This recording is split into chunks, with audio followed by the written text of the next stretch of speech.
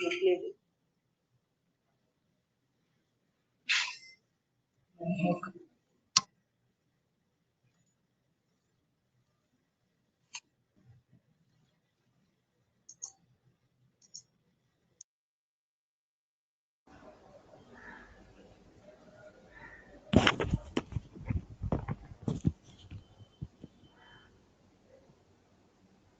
A very warm good evening to all our beneficiaries to yet another session or our CGH's health webinar.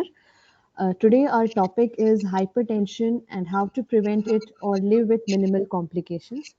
We have with us today Dr. R.P. Saini sir, who is a consultant and professor of medicine in the Safdarjung Hospital and associated Vardhaman Mahavir Medical College. On behalf of all, sir, I welcome you to this session. To begin with, to give you a short introduction, we all know what hypertension is. We refer to it as high BP या हिंदी में हम इसे उच्च रक्तचाप की बीमारी भी कहते हैं, जिसमें बीपी बढ़ने की वजह से शरीर में बहुत सारे कॉम्प्लिकेशंस और दिक्कतें आ सकती हैं। तो आज के वेबिनार में हम इसके बारे में डिस्कस करेंगे और इसको कैसे प्रिवेंट कर सकते हैं, इससे कैसे बच सकते हैं, या फिर अगर हो गया है किसी को हाइपरटेंशन तो उसको कॉम्प्लिकेशंस को सबसे मिनिमम रख के हम कैसे अपनी ज़िंदगी व्यतीत कर सकते हैं, इसके बारे में डिस्कस करेंगे।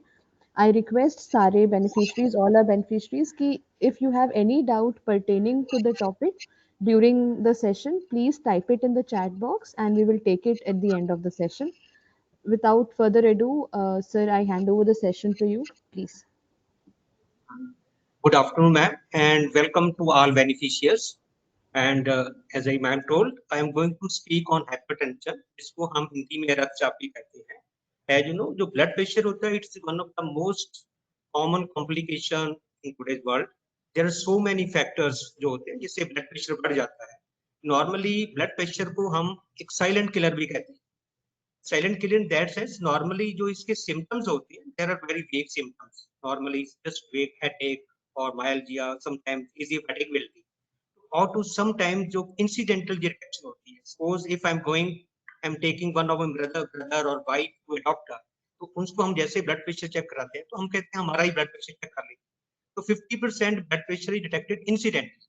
तो हमें blood pressure जब मालूम हो जाता है, and we having blood pressure, or sometimes we even knowing that we won't take the medications, so which leads to so many complications.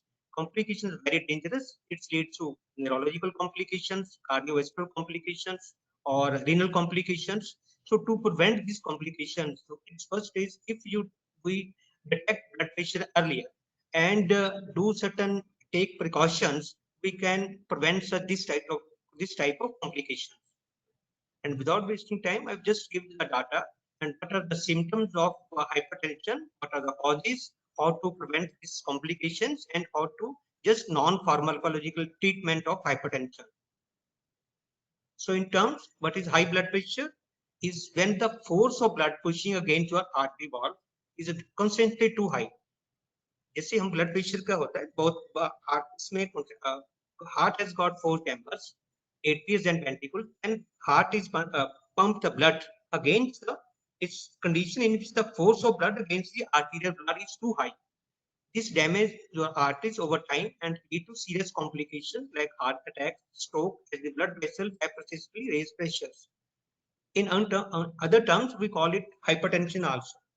Healthcare providers call having blood pressure silent killer, as I already told you, because sometimes normally they don't have any symptoms.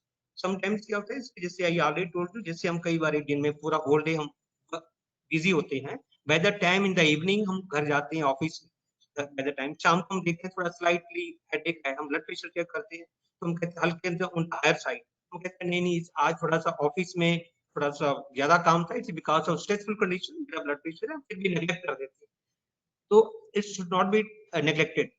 Hypertension is a serious medical condition and can increase the risk of heart, brain, kidney, and other diseases.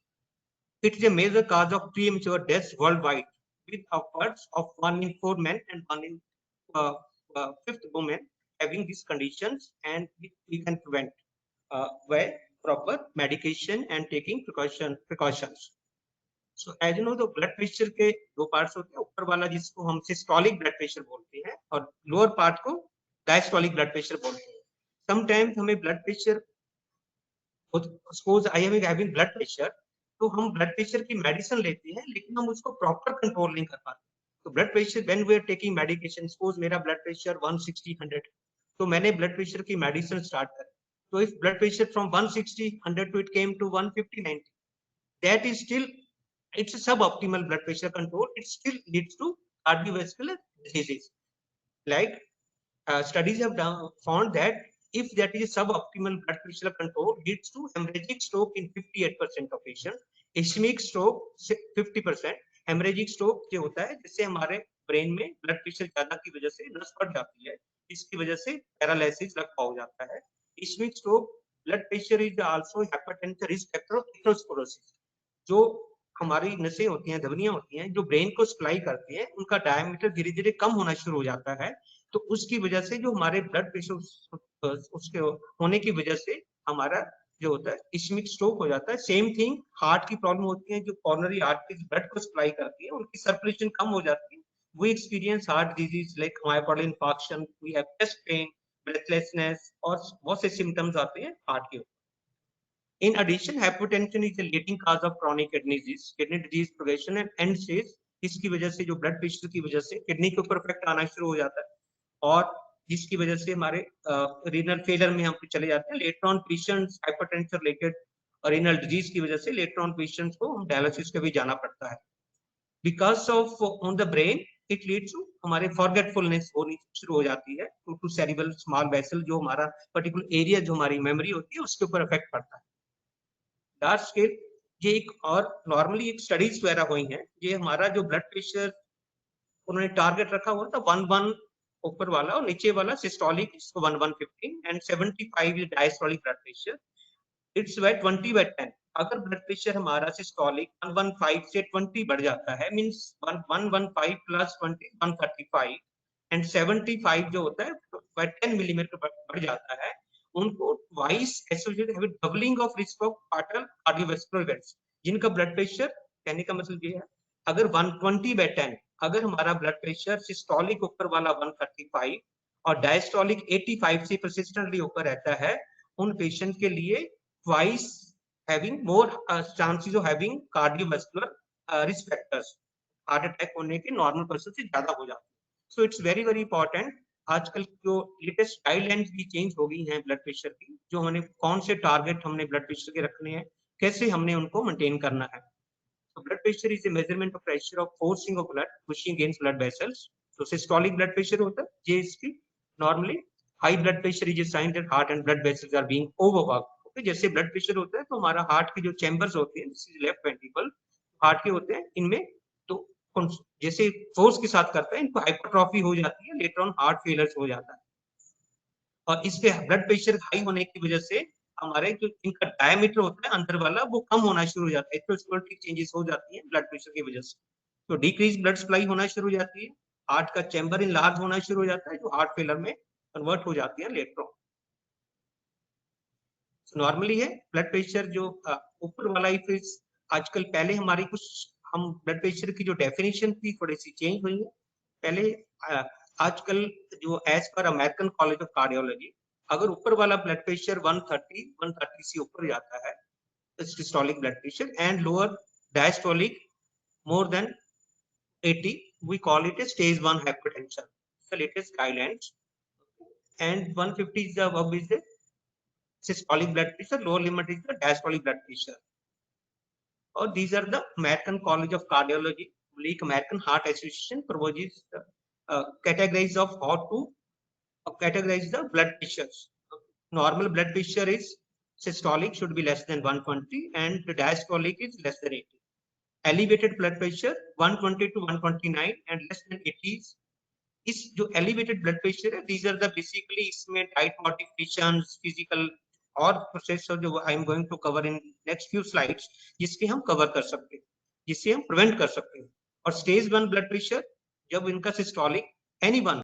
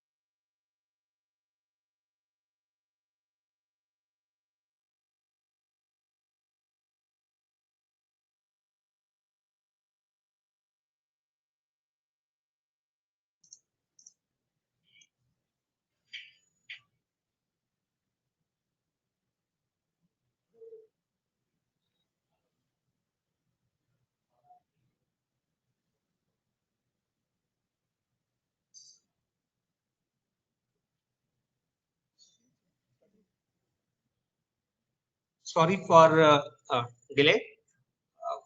अभी हम blood pressure के ऊपर target कर रहे थे। तो these are the blood pressure stage 1 initially by European Society of Cardiology and European Society of Hypertension। Normally उसमें पहले ग्रेड 1 हाइपरटेंशन बोलते थे, 140 to 159 के बीच में सिस्टोलिक है, diastolic is 90 to 99। anyone suppose one patient's blood pressure is 136 and 96, so if diastolic is on the higher side in between, we call it hypertension grade 1, and grade 2 also if anyone 160 to 170, these are the grading।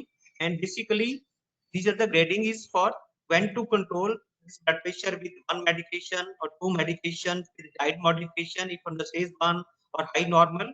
ये आगे जाने के बाद फिर हमें मालूम होता है how to achieve their targets। जब भी हम ब्लड प्रेशर लेते हैं तो आइडियली कभी भी ब्लड प्रेशर के लिए there is certain rules we have to follow. जब भी हम कभी भी हम चलकर आते हैं या एकदम हम ब्लड प्रेशर लेते हैं, दैट रीडिंग में become wrong, come little bit on the higher side. तो आइडियली जब भी हम कभी ब्लड प्रेशर लें तो पूरा टेस्ट होने के बाद we should not avoid smoking और taking coffee excess of that. At least room should be your patient should be comfortable and no smoking coffee exercise for 30 minutes। You should empty your bladder and no talking during and between measurements, and cup size should cover the 80% of your arm size and arm wear and resting of your on the you can say mid arm at heart level। अब आपका जो जे वाला part है at the heart level पे होना चाहिए। ये instrument से इतना कोई फर्क नहीं पड़ता, but this arm should be at the level of heart, okay, and you should be at least comfortable on the floor also। and for you take readings, and these are the condition recommendations for office blood pressure measurements। comfortable room होना चाहिए before measurements। आपको smoking नहीं करना, caffeine exercise at least avoid करनी है 30 minutes. आप urine empty करके बैठेंगे और main seated relax for at least for 3 to 5 minutes, okay. These are the इसके सिम्टम्स क्या होते हैं। जैसे हमारा ब्लड प्रेशर बढ़ जाता है, basically this is a very high blood pressure, is high rising 180 by 120। Suppose blood pressure मैंने बोला किसी को on the slightly on the higher side रहता है, 140 190 या 150 by 90 रहता है, तो हम उसको नेग्लेक्ट करते रहते हैं। तो उसके पीपल जब ब्लड पे बढ़ जाता है उसके साल स्टार्टिंग में एक सिम्टम्स होते हैं। Sometimes patient will complain of chest pain on the और समटाइम्स हेडेक, और जैसे ब्लड प्रेशर ज्यादा आता है sometimes patient experience chest pain, उसको चक्कर आना शुरू हो जाता है, difficulty in breathing. And prolonged blood pressure जो ज्यादा रहते हैं जिनका ब्लड प्रेशर कंट्रोल नहीं रहता, जैसे बोला गया था ब्लड प्रेशर की वजह से हार्ट के चैम्बर इनलार्ज हो जाता है, लार्ज होने के बाद पेशेंट को हाइपरटेंसिव हार्ट फेलियर। जैसे वो हार्ट फेलियर में जाती है पेशेंट को ब्रेथलेसनेस, सांस फूलना शुरू हो जाता है।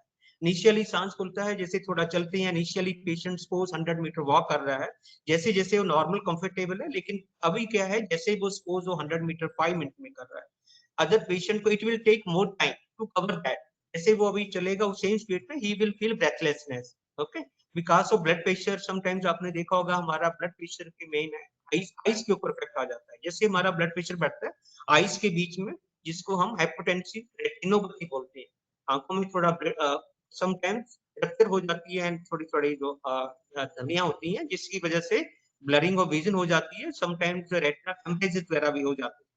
और समटाइम्स हमें देखा होगा किसी का जब ब्लड प्रेशर ज्यादा होता है उनको नाक में से एपिस्टेक्सिस होता है, नाक में से खून निकलना शुरू हो जाता है। These are the symptoms of nasal bleedings, headache, और सबसे ज्यादा इसका मॉर्निंग जिसको हम बहुत निगलेक्ट करते हैं। Normally these are the symptoms, initially जो लोअर पार्ट होता है, समटाइम्स इनिशियली पार्ट, जब भी आप कहीं अर्ली मॉर्निंग उठो, इन द अर्ली मॉर्निंग हम उठते तो सब ऑसिपिटल हेडेक होता है। हमारे हेडेक जो बैक साइड होता है सिर का, उसके ऊपर जैसे हम अर्ली मॉर्निंग होते हैं, अगर आपको if you are feeling bad during wake up or early in the morning, so you have to always check your blood pressure।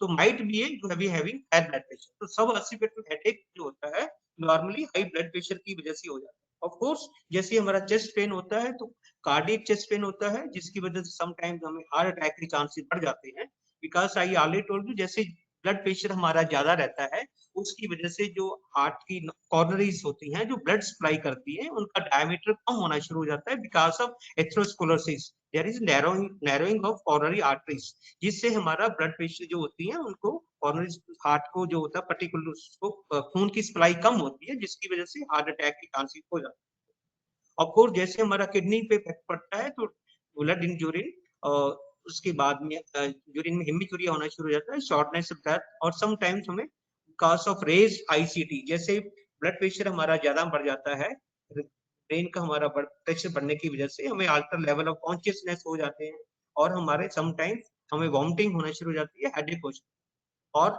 हमारी जो पैल्पिटेशन धड़कन तेज हो जाती है। धड़कन एक तो नॉर्मल बढ़ जाती है, समटाइम्स इरेगुलर धड़कन की बढ़ जाती है, जिसको हम irregular possibility of atrial fibrillation हो सकती है, इरेगुलर हार्ट बीट हो जाती है। ये दीज आर द कुछ रिस्क फैक्टर्स इसमें ये ब्लड प्रेशर ज्यादा होते हैं। इसमें ब्लड प्रेशर जिसमें रिस्क फैक्टर्स बढ़ते हैं, इसमें टू टाइप्स के नॉर्मली हम लेते हैं, मॉडिफाइबल रिस्क फैक्टर्स और नॉन मॉडिफाइबल रिस्क फैक्टर्स। तो नॉन मॉडिफाइबल रिस्क फैक्टर्स होते हैं जैसे पेशेंट की एज होती है, जेनेटिक्स होते हैं, जेंडर मेल जेंडर है, या कौन सी ब्लैक है, या कौन सी एथनिसिटी, और mostly these are the modified risk factors जो हम इसको अवॉइड कर सकते हैं अगर इनकी वजह से समटाइम्स फिजिकल इनएक्टिविटी है। These are the factors. Okay, if having patients, the blood pressure also runs in families. Okay, normally 90% blood pressure जिनको होता है इट्स इडियोपैथिक, नॉर्मली हमें कॉज नहीं मालूम, और जो 10% जिनके कॉजेज हमें मालूम होते हैं उसमें से 90% इज रीनल रिलेटेड कॉजेज होते हैं। और जैसे जैसे हमारे अगर suppose my family strong family history है, पेरेंट्स को ब्लड प्रेशर रहता है, तो चांसेस हैं आगे जाने के उनके सिबलिंग्स का, उनके रिलेटिव्स को भी ब्लड प्रेशर हो सकता है। Having certain medications, okay, patient taking certain medication ले रहा है, कोई पेशेंट को स्टेरॉइड्स पे है, there are certain other conditions हैं, overweight and obesity, physical inactivity. Obesity is one of the major concern जिसकी वजह से हमारा फिजिकल ओवरवेट हो जाता है। एक हमारा मेटाबॉलिक सिंड्रोम कंपोनेंट्स होते हैं जिसकी वजह से उसमें हम 5 सिम्टम्स लेते हैं, उसमें जो पेशेंट की एब्डोमिनल ओबेसिटी होती है उसके हम जो बेस उसका देखते हैं, if it's more than base circumference is more than 90 centimeters in males and 80 centimeter in females, और उसमें एक ब्लड प्रेशर की रीडिंग मोर देन 130/85 होती है। और एक कंपोनेंट उसमें अपार्ट फ्रॉम ओबेसिटी के जो मैंने बेस सर्कमफ्रेंस बताया आपको, आउट ऑफ 2 अगर fasting blood sugar more than 100 चले जाए और ब्लड प्रेशर किसी का 130/85 चला जाए, अगर हम उसके लिपिड लेवल्स करते हैं, एलडीएल अगर मोर देन 100 मिलीग्राम चला जाता है, or triglycerides more than 150, and HDL, which is a good cholesterol, if it is less than 40 in males and less than 50 in females, and out of these components our fasting blood sugar is more than 100, out of these 5 components if patients having 2, उसको metabolic syndrome बोलते हैं, इसकी वजह से आगे जाने के बाद चांसेस होते हैं ब्लड प्रेशर डेवलप होने। ओके, और not getting enough exercise, eating food high in sodium, smoking और यूजिंग टोबैको। टोबैको में आपको मालूम है निकोटीन होता है विच कॉजेस वासोकंस्ट्रिक्शन, जिसकी वजह से ब्लड प्रेशर के चांसेस बढ़ जाते हैं। ड्रिंकिंग टू मच, नॉर्मली जो alcohol intake is too much because इसमें कैलोरीज होती हैं which leads to further increase blood pressure. Of course there are condition you can take alcohol but in very limited quantity, I will go, and but overall it's addiction, we have to avoid this drinking because it leads to blood pressures. Of course, in black race, these are risk factors. Okay? I will try to cover modified risk factors, excessive कौन से होते हैं। There are so many other specific substances that can raise your blood pressure. Excessive caffeine, including coffee, tea, soda, and energy drinks, leads to higher blood pressures. Of course, हम ले सकते हैं, ऐसा नहीं है कॉफी नहीं ले सकते, लेकिन in a limit. Okay, prescription medicines, including some of those birth control pills, which contain some hormonal related pills, corticosteroids, or there are certain medications. We are taking antipsychotic medicine which raise the blood pressure. Okay, and of course, when we are taking this medication, we have to sometimes we have to increase the dose of our antihypertensive medications or not unused use of non-steroidal anti-inflammatory drugs. Only in under doctor prescription, under advice, we have to use how much we have to take and what is the dose, and unnecessary we avoid these certain medicines. Of course, we are using aspirin because it has got antithrombotic effect. Apart from that, it prevents atherosclerosis also. Okay? And there is other cocaine or methylamphetamine, which are the drugs which also raise the blood pressures. Okay. Once our blood pressure leads to complication, कौन सी से complication हो सकती है, जैसा ये already told you, ये कौन से इनके target organ damage होते हैं। target organ ब्लड प्रेशर बढ़ जाता है, हमारे हार्ट के ऊपर इफेक्ट करता है, हमारे ब्रेन के ऊपर इफेक्ट करता है, आइज के ऊपर इफेक्ट करता है, जो हमारी वेस्कुलर डिजीज है आगों की लेग्स की होती उसमें इफेक्ट करता है, और रीनल किडनीज के ऊपर इफेक्ट करता है।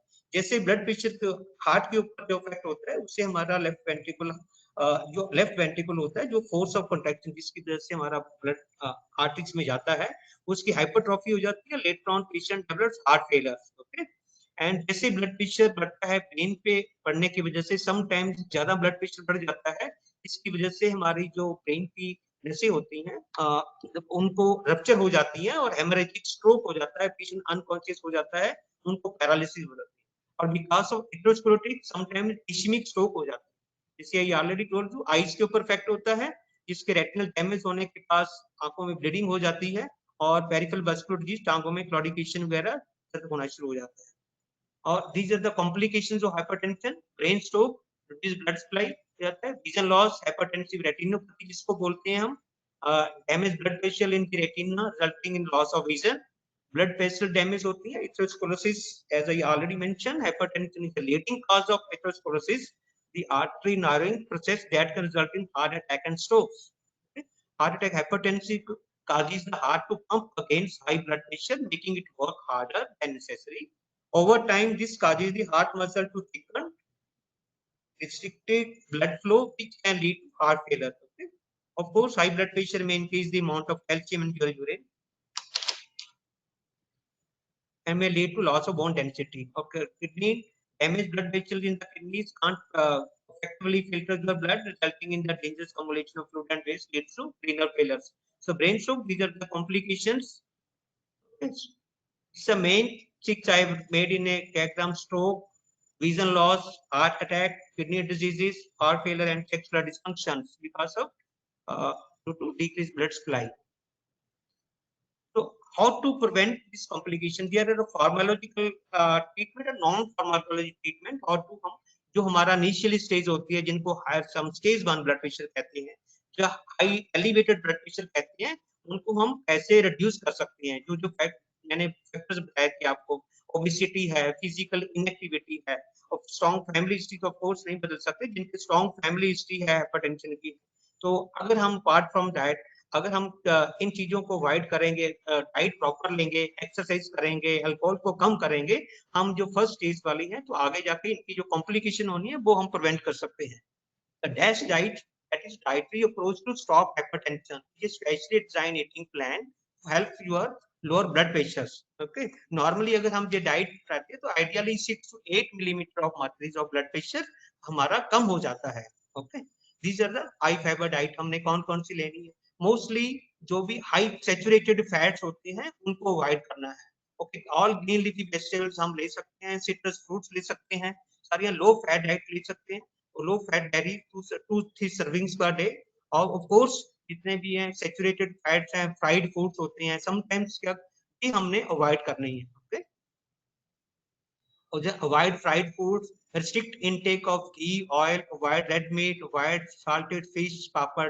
Sometimes क्या करते हैं, जैसे हम कहते हैं हमने नमक कम लेना है, हम क्या करते हैं अपना जो भी वेजिटेबल्स होते हैं उसमें तो हम नमक कम डालते हैं, लेकिन उसके साथ में हम पिकल्स ले लेते हैं, और साथ में पापड़ ले लेते हैं, which is content rich sodium. और समटाइम्स क्या होते हैं, जैसे हम कोई फ्रेश जूस लेते हैं उसके बीच में एक्स्ट्रा साल्ट डाल लेते हैं, तो we have to prevent extra salt, okay? Reduce salt and sugar, avoid intake of created drinks, cola वगैरह avoid करनी है, avoid fast processed foods, chips, samosas, these are the which prevents।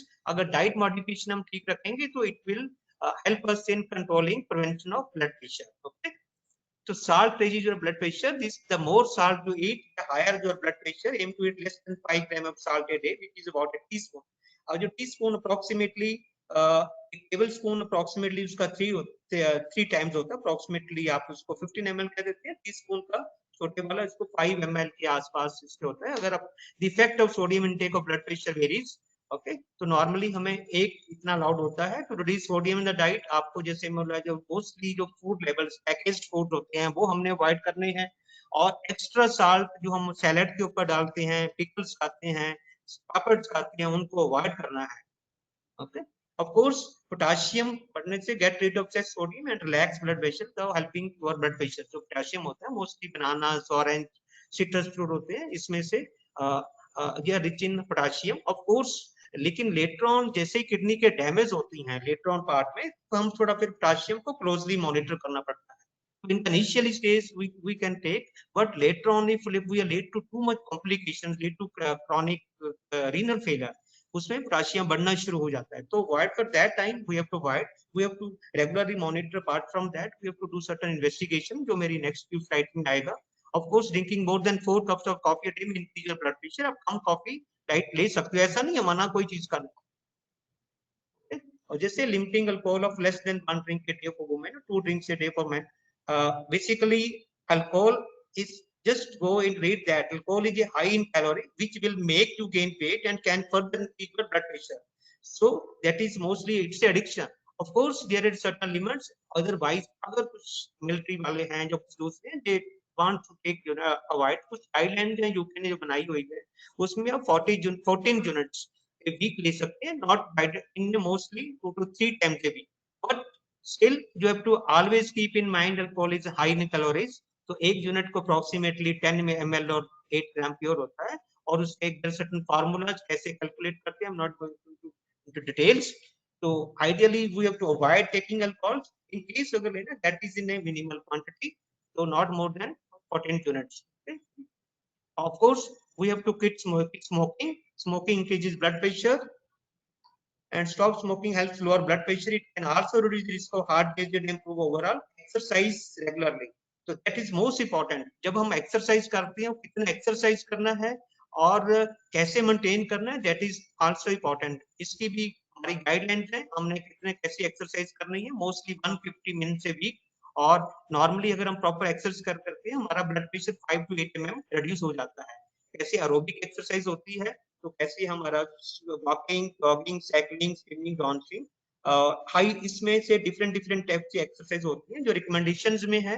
That is 150 minutes, at least 150 minutes a week. तो इसमें normally हम जैसे अगर हम 150 minutes approximately 30 to 45 minutes every day, अगर हम at least we have to maintain a particular speed. अगर हम 30 to 45 मिनट्स हम वॉकिंग करते हैं, तो उसमें से एटलीस्ट हम 10 मिनट्स, अगर हम 40-30 मिनट्स कंटिन्यूसली नहीं कर सकते, तो हम 10 मिनट्स का एक ब्लॉक दे सकते हैं, फिर 10 मिनट्स कंटिन्यू कर सकते हैं। और we have to maintain that particular speed. और हार्ट रेट हमारा अगर हम 60 to 70% हमारा टारगेट हम अचीव करते हैं, उसके बेनिफिट ज्यादा आते हैं। तो टारगेट हार्ट रेट हम कैसे अचीव करते हैं, नॉर्मली हम जैसे एक फार्मूला है, दैट इज 220 is fixed। जैसे सपोज पेशेंट की एज 50 इयर्स है, तो 220 minus age is 50 comes around approximately 70। और उसका हमने लेना है फार्मूले के हिसाब से, अगर हम 70 के साथ में करते हैं, उसका हमने 60% और 70% लेना है। That comes approximately around 120। okay, suppose then we have to maintain that heart rate while walking। तो हम अगर 60 to 70% हमारा इस वॉकिंग करते हैं, 10 मिनट्स के ऐसे ऐसे ब्लॉक देते हैं, और एटलीस्ट 5 डेज ए वीक। जब भी हम, ऐसा नहीं है जैसे हमारा ब्लड प्रेशर अभी है तो हमने एक्सरसाइज स्टार्ट किया, तो हम 4-5 दिन एक्सरसाइज करने के, we have to maintain that continuity. At least we have to do at least 6 days a week, even if 7 days a week, and that continue to not be more than 48 hours। 48 hours week, मैंने gap अगर 48 hours का हमने gap लेते, 2 दिन से ज्यादा, 4 दिन मैंने वॉकिंग, अच्छी वॉकिंग करी और 3 दिन मैंने करी नहीं, तो उसके बेनिफिट से वो भी चले जाते। तो we have to maintain that. अगर मैं वॉकिंग करता हूँ और इसका टारगेट हार्ट रेट के साथ अगर मैं अचीव कर पाता हूँ, that is okay. Otherwise age पर एज, जैसे भी हम जितना हमारे एज के हिसाब से जितना हम एज फास्ट हम चल सकते हैं, test we have to maintain that speed at least for 10 minutes. 10 minutes को एक ब्लॉक होता है, अदरवाइज हम 10 के 30 मिनट्स भी एक साथ कर सकते हैं। तो these are the certain recommendations before. अगर हमारा ब्लड प्रेशर हो जाता है, तो there are certain risk factor scores भी होते हैं। Because of possibility of time I am not going into details of that. That is atherosclerosis cardiovascular scores होता है। तो हम कैसे 10 इयर्स का उसमें कैसे कैलकुलेट करते हैं, उसमें एज होता है, सेक्स होते हैं, फैमिली हिस्ट्री होती है, एलडीएल लेवल्स होते हैं, और उसके साथ में लेस देन 10 इयर्स का रिस्क फैक्टर्स हम कैसे कैलकुलेट कर लेते हैं। तो वो फार्मूला से लगाने के बाद ऑनलाइन फार्मूला भी है, उसमें हम पेशेंट की एज भर देते हैं, ऊपर का सिस्टोलिक ब्लड प्रेशर कितना है, डायस्टोलिक ब्लड प्रेशर कितना है, उसके लिपिड लेवल्स कितने हैं, फैमिली हिस्ट्री कैसी है, भरने के बाद फिर हमारे पास एक 10 इयर्स का रिस्क फैक्टर्स आ जाता है। तो अकॉर्डिंगली फिर उसके बाद में हम ब्लड प्रेशर को उसको लोड, उसको कौन से मेडिस्टेटिन देनी है, उसको हाई इंटेंसिटी स्टेटिन देनी है, तो मॉडरेट इंटेंसिटी स्टेटिन देनी है, लेपर लोअरिंग मेडिकेशन देनी है, वो हम कैलकुलेट करके दे देते हैं।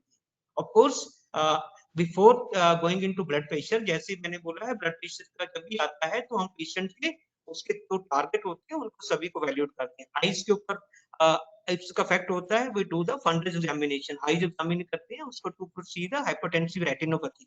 उसका जो हार्ट के ऊपर इफेक्ट पड़ता है, हार्ट के लिए हम ईसीजी करवाएंगे और इकोकार्डियोग्राफी करके देखते हैं। ईसीजी में हमारा कोई लेफ्ट वेंट्रिकल हाइपरट्रॉफी जो होता है, पंप करता है, हाइपरट्रॉफी हो जाती है, और इकोकार्डियोग्राफी में होते हैं ऑफ कोर्स वो इकोकार्डियोग्राफी कराएंगे। Of course we see the ultrasonography whole abdomen and see the kidney size, and of course lipid level, HbA1c, fasting, urine sheets, and these are the lab tests before prescribing the medication to the patients. Okay, and recommendation of drug, the first line medicines normally होती है, it depends on patients, that is just recommendations, but patient जब हमारे पास आता है तो if the patient is whether हमें उसके risk factors के accordingly medication decide करते हैं। अगर patient suppose hypertension भी है, diabetes भी है, तो उससे हमारे मेडिसिन थोड़ा चेंज हो जाती है, उसमें हम एसी इनहिबिटर्स और एआरबी ब्लॉकर्स मेडिसिन करते हैं। अगर पेशेंट को हाइपरटेंशन के साथ हार्ट अटैक है, सीएटी है, उसकी मेडिसिन थोड़ा सा और we have to plan to that particular medicine. अगर ओनली ब्लड प्रेशर है, no other risk factors, accordingly उसकी मेडिसिन इंडिविजुअली डिसाइड करते हैं basically. Then we have to control the target blood pressures. Okay, and there are certain targets, it's not necessary हमें 130/80 से रखना। अगर जो elderly patient है, we are lenient to that. If the patient is more than 80 years, even blood pressure we try to keep less than 150/90 is also sufficient for that also. And of course, and the blood pressure in the higher side, more than 160/100, instead of one medication we use 2 or 3 medications to control that. Idea is to achieve the target. जब भी हम blood pressure देते हैं तो हमारा कोशिश रहती है उसका 130/80 से नीचे लाए blood pressure. So blood pressure का के लिए गवर्नमेंट हैज मई 17 से हमारा वर्ल्ड हाइपरटेंशन डे होता है। इसमें अगर आपने कभी ब्लड प्रेशर नहीं चेक करवाया तो इसके लिए major blood pressure accurately, control it and live longer. और government has also taken initiatives and 75 million peoples to Ministry of Health and Family Welfare launched an ambitious initiative of screening and placing 75 million people with hypertension or diabetes under care by 2025. These are the our government of India, ministry of health recommendation है, जिसके हमारा target है blood pressure के लिए। So I hope I try to make it simple and thank you so much. Thank you, sir, for such a comprehensive and extensive discussion on hypertension and explaining how it happens, the symptoms, the risk factors, and the steps that anybody can take to try to minimize the complications.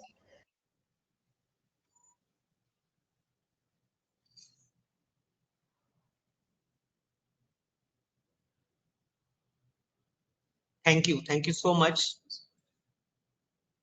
Is there any questions? Yes, sir. Yes, sir.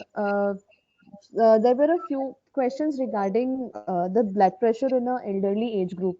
Like we हाँ जी, generally go with 120/80 as the standard, but it's often said that in elderly the range is slightly different. So can you please yes, elaborate on that, sir, please? yes.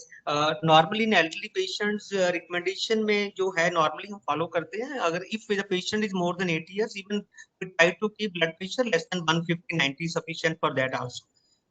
जो नीचे वाला गैस वाली blood pressure भी less than 90 होना चाहिए, ऊपर वाला ब्लड प्रेशर 140/150 एक्सेप्टेबल। तो जो लेकिन जो अभी लेटेस्ट गाइडलाइंस में है, तो नॉर्मली जिनको रिस्क फैक्टर बढ़ जाते हैं, डायबिटीज और हाइपरटेंशन है, तो उनको कोशिश रहती है 130/90 से नीचे लाएं। और अगर कोई ओनली ब्लड प्रेशर है, इवन लेस देन 140 और 150 सॉलिड लेस देन, और 90 diastolic is less than 90 acceptable. Thank you, sir. In a lot of diabetic people who are already suffering from diabetes, they have. Uh, Hello, am I audible? Yes, go ahead please. Yeah. So, like in a lot of people who have diabetes, they are predisposed or they have a greater risk of having hypertension. So Yes. in such people, does the cutoff remain the same, like the value of high to define it as high BP remain the same, or do we change that? A recommendation is ideally if the patient is having diabetes, hypertension, we have to keep that blood pressure less than normal, means 130 to less than 130, 180. If too low, their guidelines, too low is definitely on the better side, but 130, if the blood pressure is less than systolic is less than 130 and diastolic is less than 80, acceptable. Thank you, sir. There were a lot of queries on the chat box regarding the duration of treatment with respect to antihypertensive. A lot of people, after taking antihypertensive for a long time, see that their BP is maintained and they themselves stop the medication or decrease the medication. Even What would your advice be on that, sir? even blood pressure, if the patient's systolic remains, the guidelines कहती हैं अगर we have to maintain the blood pressure less than 115/75, अगर इससे ऊपर blood pressure बढ़ जाता है, it means ideally even if we are maintaining the blood pressure even systolic हमारा 110 भी रहता है, 70 भी आ जाता है, तो we have to continue the medication. Only issue that है अगर हमारा ब्लड प्रेशर 110 70 से नीचे जाता है, suppose if I am taking double medication, तो I will reduce 50% and see the response, I won't stop the medicine. Suppose मैं कोई पेशेंट है ब्लड प्रेशर की मेडिसिन टेमिसार्टन भी ले रहा है, एमलोडेपिन ले रहा है एंड ब्लड प्रेशर उसका 110/70 आता है, ऑफ कोर्स समर में थोड़ा ब्लड प्रेशर डाउन हो जाता है हमारा 5 to 10%, मेडिकेशन थोड़ा सा हमारा जैसे हमारा रिड्यूस हो जाती है मेडिसिन 5 to 10%। और समटाइम सेम थिंग आपने देखा होगा, जो हमारे ब्लड प्रेशर है सेम मेडिकेशन पेशेंट ले रहा होता है, जैसे विंटर आती है वो मेडिसिन कम पड़नी शुरू हो जाती है, तो ब्लड प्रेशर विंटर में बढ़ जाता है, दैट्स व्हाई जितने भी हेमरेजिक स्ट्रोक्स है, इश्मिक स्ट्रोक्स होते हैं वो बढ़ जाते हैं। तो उसी तरह जैसे हमारा ब्लड प्रेशर बढ़ता है, समटाइम्स हम सपोज पेशेंट को हम हेमोडेपिन दे रहे हैं 5 milligram, on the winter season we have to increase the dose to 1 kd also. तो सेम थिंग अगर हमारा ब्लड प्रेशर इस कंसिस्टेंटली हमारी रीडिंग 110/70 से नीचे आ रही है, तो हम उसको instead of stopping we can reduce the dose and 20 to 30% और 50% reduce the dose and see the response. अगर हमारा ब्लड प्रेशर उसमें सेम ही रहता है लेस देन 110, देन हम 50% कम कर सकते हो। Ideally medicine is for you have to continue the medicine to prevent the complication, क्योंकि it's a basically it's a silent killer. तो हम पहले तो कोशिश रहते है हमारा ब्लड प्रेशर स्टॉप कर देते हैं, लेकिन इमीडिएटली जब ब्लड प्रेशर बढ़ जाता है दैट इज मोर डेंजरस, जब इसके रिस्क फैक्टर बढ़ जाते हैं। तो आप उसको 50% कम करके देख सकते हो, इन समर सीजन में थोड़ा कम हो जाता है, लेकिन ideally you have to continue the medication, dose थोड़ा मॉडिफिकेशन इज नीडेड, क्योंकि that is blood pressure taking medication is helpful, not taking medicine is more dangerous because risk factors और complications are more dangerous. That's why जितने भी हमारे 50% जिनको हमारा blood pressure होता है, तो 50% तो इट्स इंसिडेंट डिटेक्टेड, 50% जिनको ब्लड प्रेशर होता है दैट इज सब ऑप्टिमल कंट्रोल, प्रॉपर कंट्रोल ही नहीं करते, और प्रॉपर कंट्रोल नहीं करना it's more dangerous than medicine. Anil. Thank you, sir. There is another question regarding at what BP reading should somebody rush to the emergency, because a lot of hypertensives generally at certain times show a reading above 180 or 200. So ऐसा कोई, even if there is no symptom, is there any BP जिस पे हम immediately emergency medical नहीं, attention लें? Blood pressure की वजह से नॉर्मली है, अगर सपोज 170 इवन 180 100 भी हो गया है, तो इसमें if the patient is asymptomatic just he has to relax, he has to take जो मेडिसिन ले रही है समटाइम वो मेडिसिन उसको रिपीट करवाए, unless there is a target organ damage. उसमें दो तरह की होती है हमारे, जब ब्लड प्रेशर बढ़ जाता है, एक ब्लड प्रेशर इमरजेंसीज होता है, एक ब्लड प्रेशर हाइपरटेंसिव अर्जेंसीज होता है। हाइपरटेंसिव इमरजेंसीज होती है जैसे हमारा ब्लड प्रेशर एकदम बढ़ जाता है, तो हमारे उसकी कॉम्प्लिकेशन आ जाती है, एकदम sudden heart failure, sudden breathlessness हो गया है, चेस्ट पेन हो गया है, और साथ में हमारा ब्लड प्रेशर 180 110, और समटाइम्स हमारा ब्लड प्रेशर बढ़ा है तो हमारी वन साइड में we are feeling some deviation of mouth, हमारी स्लरिंग ऑफ स्पीच आ रही है, या थोड़ा एक one of part of our body is having weakness, जैसे ऐसे सिम्टम्स आने शुरू हो जाते हैं, it's better to go to doctors. Otherwise हमारा अगर एसिम्प्टोमेटिक है, मेरा ब्लड प्रेशर 170 100 हो गया, थोड़ा बढ़ के just relax for half an hour and repeat the medication what you are taking and within 1 hour और the blood pressure will reduce. दूसरा होता है जो इमरजेंसी में होता है, ऐसी कंडीशन में we have to bring down the blood pressure within hours. लेकिन जो अर्जेंसीज होती है, अर्जेंसी मींस एसिम्प्टोमेटिक पेशेंट जिनका ब्लड प्रेशर बढ़ जाता है, तो उसमें हमें कोई इमरजेंसी नहीं होता, even we have to bring down the blood pressure over 24 hours. तो उसके यस लिए आप सर। मेडिकेशन अगर एसिम्प्टोमेटिक इवन 170 100 भी हो गया है तो आप मेडिकेशन बढ़ा सकते हो, प्रोवाइडेड तो कॉम्प्लिकेशन उसकी जो मैंने बोला है, ब्रेथलेस नहीं है, चेस्ट पेन नहीं है, कोई आपको कोई अल्टर सेंसोरियम नहीं है, स्लरिंग ऑफ स्पीच नहीं है, ऐसे सिम्टम्स नहीं। जी sir, thank you. There are a few queries regarding the BP apparatus। आजकल मार्केट में हमारे इलेक्ट्रॉनिक बीपी apparatus आ गए हैं, एनेरॉइड हैं, कुछ एप्स आ गई हैं जो क्लेम करती हैं कि वो बीपी मेजर करते हैं, और कुछ हैं जो रिस्ट पे बांध के भी बीपी मेजर करते हैं rather than the arm।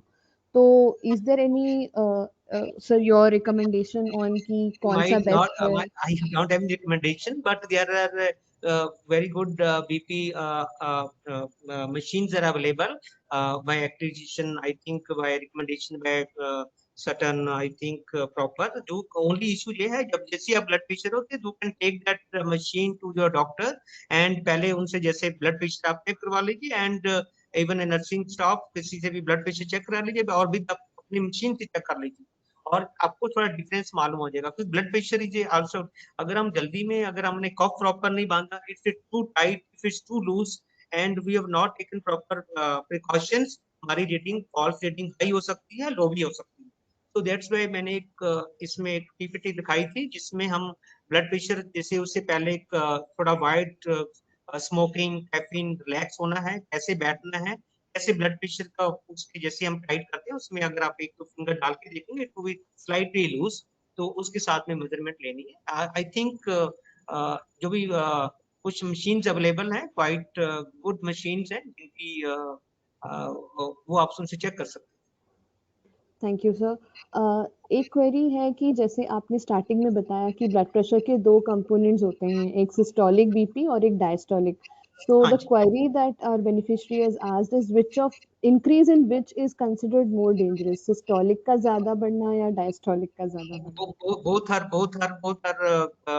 ऐसा कुछ नहीं है। अगर सपोज हमारा ब्लड प्रेशर, दोनों को कंट्रोल करना जरूरी होता है, लेकिन जैसे हमारी एज फैक्टर ज्यादा बढ़ती है तो हमारा सिस्टोलिक ज्यादा बढ़ना शुरू हो जाता है, diastolic even remains less than 90। तो हमारा ब्लड प्रेशर ऊपर वाला 170 आ जाता है, डायस्टोलिक 86 रहता है। तो हमारे उसके लिए हम एसो उसके लिए एक सेपरेट टर्म यूज करते हैं, that is isolated systolic hypertension, ISH use करते हैं उसको ब्लड प्रेशर के लिए। मीन उसका सिस्टोलिक की जो स्टेजिंग है, दैट इज मोर देन, जैसे सेम स्टेजिंग रहती है 140 टू 159, और वन मोर देन 160 चला जाए, सपोज 160 है उसका सिस्टोलिक बढ़ा हुआ है, लेकिन डायस्टोलिक लेस देन 90, तो हम एसोलेटिक सिस्टोलिक स्टेज 1 स्टेज 2 बोलते हैं। तो ऐसा कुछ नहीं, तो दोनों को कंट्रोल करना जरूरत है। दूसरे sometimes we have seen patients, उनका जो ऊपर वाला ब्लड प्रेशर है 120 है, लेकिन नीचे वाला 100 है, तो 100 वो स्टेज 2 में जा रहा है, we call it a stage 2 hypertension. तो ऐसा नहीं है, दोनों बढ़ने चाहिए, रिस्पेक्टिव दैट कोई भी है, कौन सा बढ़ा हुआ, कौन सी उस कैटेगरी में आ रहा है, वी कैन स्टेज उसको, ब्लड प्रेशर को ऐसे स्टेजिंग कर सकते हैं। Thank you sir. सर कुछ क्वेश्चंस हमारे कॉमन एंटी हाइपरटेंसिव मेडिकेशन के डोज रेजिमेन रिलेटेड थे कि जैसे there were a few questions on telmisartan कि is there any particular time और particular after food, before food, और any certain things that a beneficiary needs to be taking care of before consuming the tablet? नहीं, these are the medication which normally जो 24 hours related medication होती हैं, जो have to maintain that one time. अगर आप morning ले रहे हो तो मॉर्निंग लीजिए, और सम टाइम अगर कुछ डोज हम स्प्लिट कर देते हैं, गोइंग मोर देन 80 मिलीग्राम अगर देना है तो इवनिंग करना है, तो ऐसा कुछ वो नहीं है। आइडियली कुछ पेशेंट कहती हैं ब्लड प्रेशर की एम्प्टी स्टमक लेनी चाहिए, ऐसा कुछ नहीं है। जो can take this medicine empty stomach after food, but you have to at least maintain that time. अगर आप मॉर्निंग ले रहे हैं तो उसको कंटिन्यू मेंटेन मॉर्निंग करिए, अगर इवनिंग ले रहे हैं तो इवनिंग करिए। तो उसके क्योंकि these are the long acting medication, that's why आज जैसे मैंने कोई पेशेंट ने, मॉर्निंग पेशेंट ने वो टेबलेट ली, समटाइम्स उसका इफेक्ट 24 टू 48 आवर्स रहता है। तो पेशेंट कहता है देखो मैंने नेक्स्ट डे मेडिसिन ली, मेरा तो ब्लड प्रेशर आज भी ठीक है, इवन आफ्टर 48 आवर्स उसका इफेक्ट रहता है। तो कहते हैं मुझे तो लेने की जरूरत ही नहीं, तो डॉक्टर ने तो ऐसे लिखा। तो ideally these are the medicine, और विच ऑफ कोर्स जब हमारा टारगेट अचीव नहीं होता तो हम मेडिसिन का डोज बढ़ाते हैं, sometimes we make it 80। Ideally जो भी उनको टाइम है, आइडियली जैसे मॉर्निंग, कुछ ऑफ कोर्स कुछ टैबलेट्स होती हैं जिनको हम मॉर्निंग देते हैं। जैसे सपोज किसी पेशेंट को थोड़ा ब्लड प्रेशर है, तो डायजोटिक्स है, थोड़ा यूरिन ज्यादा आता है, तो हम वो कोशिश करते हैं, उसको हम स्पेसिफिकली बोलते हैं जो टैबलेट मॉर्निंग ले लीजिए, क्योंकि वो इवनिंग या नाइट में लेगा तो थोड़ा यूरिन के लिए पेशेंट को थोड़ा मुश्किल होगा। तो अदरवाइज मेडिकेशन के time they can take any time, जो मॉर्निंग लेते हैं, but they should take the medication. Thank you, sir. The last question for today's session is, sir, how frequently should one be monitoring blood pressure? If somebody is a hypertensive patient, do we recommend that every week, every No, day, no, any not in every week. If the patient is even more than 40 years है, blood pressure नहीं है, इनसे once in year mention किया हुआ है. लेकिन अगर blood pressure किसी का टारगेट अचीव नहीं हो, suppose blood pressure higher side fluctuate है, तब हम उनको थोड़ा बोल देते हैं. लेकिन एवरी ऐसा जैसे आप ब्लड प्रेशर एक मेंटेन करता है, पेशेंट को आइडिया लग जाता है. Suppose same thing diabetes sugar का भी है. Unless patient is on medication ले रहे हैं, तो अगर मालूम होता है मेरा ब्लड प्रेशर, मैं इतनी मेडिकेशन लेता हूँ, इतना मैं प्रिकॉशन लेता हूँ, my blood pressure maintain in that range. तो ऐसा कुछ नहीं है मुझे 2 दिन के बाद ही चेक कराना है, क्रिएटिनिन 1 आ गई, बार बार कराना है. तो आपको अगर है तो वंस इन 1 मंथ और चेक कर सकते हैं. और ऑफ कोर्स जब कभी है, ऐसा नहीं है फ्रिक्वेंटली 2-2 3-3 बार, अनलेस कोई ज्यादा किसी फ्लक्चुएशन है, कोई सर्जरी हुई है, तेरा special conditions, patient is sick, तो उसके बीपी मॉनिटरिंग करने. अगर पेशेंट हमारा डेली का रूटीन सेम है और डेली हम करते हैं और इतना मेडिकेशन है, इतना रेस्ट है, सब सारे प्रिकॉशन ले रहे हैं, आई थिंक ऐसा कुछ नहीं है डेली है. इवन फोर्टनाइटली और once a month is sufficient, और 3 months. Thank you, sir. Thank you so much. So we would wrap up today's session, but I would like to thank sir for such an elaborate presentation describing the origin of the disease, the causes, and how to manage it with very simple lifestyle changes, how to prevent the complications and keep it under control. So thank you so much, sir, for this wonderful presentation. I Thank you. thank all our beneficiaries for their active participation, and we would be meeting next week again with another webinar. Till then, everybody, thank you so much. Take care. Bye bye. Thank you.